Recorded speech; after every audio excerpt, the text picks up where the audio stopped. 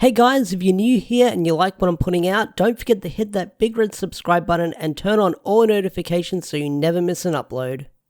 So Power Rangers issue number 10 is very interesting and very different from what we've seen so far when it comes to the Power Ranger comics. We've had other issues that focus on different characters like Billy and Zach and Rita, Bulk and Skull and stuff like that, but this issue is told through the perspective of Yale, who is a character that cannot speak because they are an animal, so the comic is narrated by the Blue Emissary. So you get to dive into Yale's past and learn more about them, seeing how they grew up, how they got their powers and stuff like that. But it's the Blue Emissary narrating about Yale's life, leading up to the big moment at the end of the issue where Yale is going to become the Omega Blue Ranger, which a lot of people had been wondering when the Omega Blue powers were brought up, or people were wondering who is going to be the next Omega Blue Ranger. A lot of people thought it was going to be Draken, a lot of people thought it was going to be Billy, but they were wrong, we were wrong. It's Yale, the kitty cat travel companion that has been with the Omega Rangers since the very beginning. And I'm totally fine with Yale becoming the Omega Blue Ranger because it's a suitable replacement for Kia, which we'll talk about Kia in a bit, because the words that the Blue Emissary says before this issue ends is, "I've been looking at your life story and I made a great mistake choosing Kia. I think you're more suitable for the role."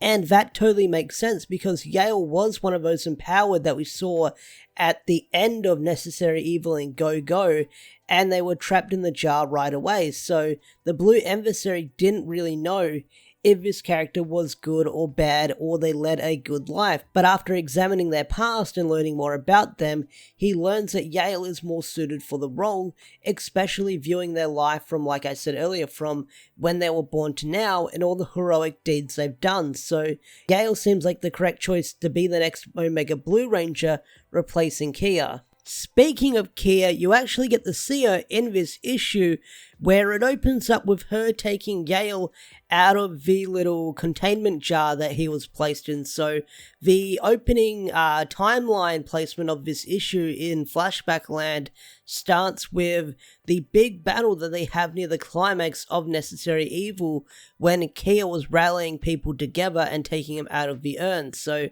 Yale is one of those people she lets out of the urn when she turns on the Omega Rangers, which is really interesting. So I do like that quite a fair bit. So Kia tries recruiting Yale to join their side, but Yale kind of refuses and runs off on his own and starts exploring Safe Haven, and that explains why Yale was out of the urn when we saw him at the start of Power Rangers issue 1, because I thought that the Omega Rangers let him out, but that's not the case. They never explained that. I went back and read it, and Yale was already out to begin with. They just said, hey, shouldn't we put him back in? So this issue sort of explains how Yale was set free from the containment, and it's a very interesting narrative to have where Kia tried offering Yale to join their side, and he just flat out refused and just ran off and did their own thing. So I like that quite a fair bit.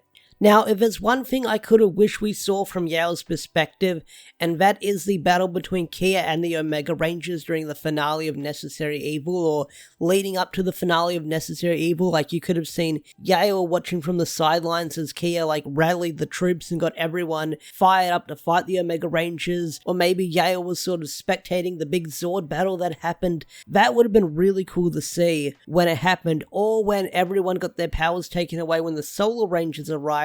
You could have seen that through Yale's perspective as well, but I'm sure there was limited pages to work with what Ryan did for this issue, so you get what you get, and what we got with Yale is very interesting because you kind of learn what this character's about, and it's a character that protects the weak or cannot protect themselves. So I really do like how we learn more about Yale without Yale sort of flat out saying it. It's sort of narrated from the Blue Emissary's point of view, and he sort of tells us what Yale's about, because Yale was sort of like the companion piece that traveled with the Rangers, but with this one, we're sort of learning a little bit more about Yale as it leads up to them becoming the Omega Blue Ranger. Now, there's one thing I didn't like about this issue, and I didn't hate it, I just didn't care for it, and that is the whole side plot of the kids going to the Temple of the Morphin Masters to find treasure, and they talk about that portal thing that we've seen a couple of times in this comic. Now, I didn't really care for these characters. Why? Mostly because they're annoying little kids, and they didn't really add much to the story. Well, they kind of did, because Yale saves them from this cool-looking alien, but whenever they were on screen, I didn't really care for them. I mean, the one that befriended Yale, they're one of the characters I care for, because we've been with them, we saw their planet get destroyed and stuff like that, but the other ones, the tag-alongs, I didn't really fucking care for them. They weren't that interesting of characters. They had cool designs, but I didn't really care for them, and I was just waiting for them to get off screen. So, what are my overall thoughts on Yale becoming the Omega Blue Ranger? Well, I like it. I am also curious what Yale is going to look like. Are they going to change the character's design slightly now that they're able to morph? Are they still going to stand on all fours? Are they going to become some anthropomorphic furry thing that stands on two legs and can walk and talk? Now, I do wonder how Ryan's going to handle it moving forward with the character. Like, is this character like I mentioned earlier, is this character still going to be a cat, and then it growls and it morphs and then it turns into a ranger, sort of like a Justin situation going on? I am curious what the character is going to become moving forward in the nearby future. Like, once this character starts talking, are they going to have a personality? What are they going to say? What are they going to do? Because that's going to be looking at this character in a new light when I do reviews every week, sort of critiquing what the character's actions are and how they respond to things. So I do wonder what happens to Yale moving forward in the nearby future. Like, what is going to happen to the character now that they've got powers from the Morphin Grid? So what are my overall thoughts on Power Rangers issue number 10? I enjoyed it quite a fair bit. The artwork was amazing, the coloring and the shading was amazing, the lettering was amazing. This issue was pretty solid. The only thing, and this is a small nitpick, it's not the end of the world situation, it was kind of a hard follow-up from what we got last week with the origins on Lord Zed and how they look the way they do. I mean, that would have been a very hard follow-up, because that issue got the internet buzzing and talking. So this is kind of crazy that we're seeing a brand new Omega Ranger so quickly, which we kind of knew was coming, but I'm guessing everyone would have predicted Yale. Who knows? But either way, this was a solid issue, and I'm glad that we've got the Omega team, or the Omega Rangers team, complete once again.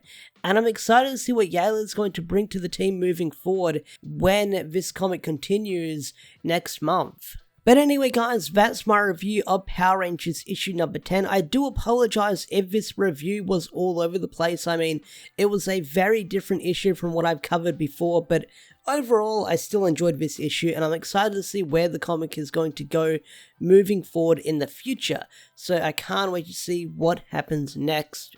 With that said, I think I'm going to bring this video to a close. What do you think of the brand new Omega Blue Ranger? Who do you wish it could be? And are you happy with Yale being the brand new Blue Omega Ranger? Tell me in the comment section down below. With that said, I'm going to bring this video to a close. Special thanks to all the YouTube members and Patreon supporters such as Swagger4 and Andrew McCoyle.